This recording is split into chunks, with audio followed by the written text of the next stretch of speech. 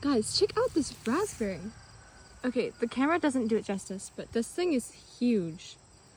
Oop. And there's another one that's not, well, it's a similar size. These look amazing. I want to eat them.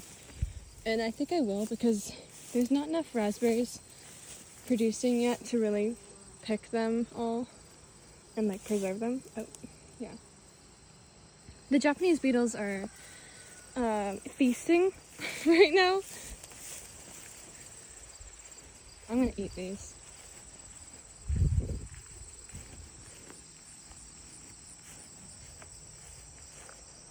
This is our river birch. Oh, actually, we should give it a name. I forgot to mention in my tour that we used to have a big maple tree in the courtyard named George Maple. And he was full size, like that big maple tree over there, only he had less bush around the base. And he like had branches that would shade the whole courtyard. And about, I don't know, a couple years ago, we had this storm in December. It was a muddy winter, rainy, terrible. We had this terrible storm that blew George Maple down. But you know what?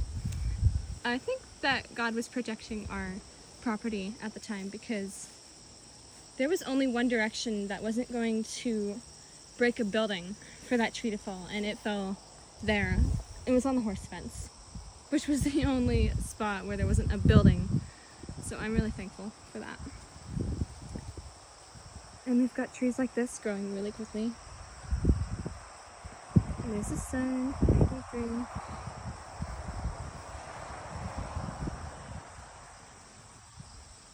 Oh, and over here is the famous Whale Rock. This massive legend right here. Oh yeah. All on our property. I love this rock.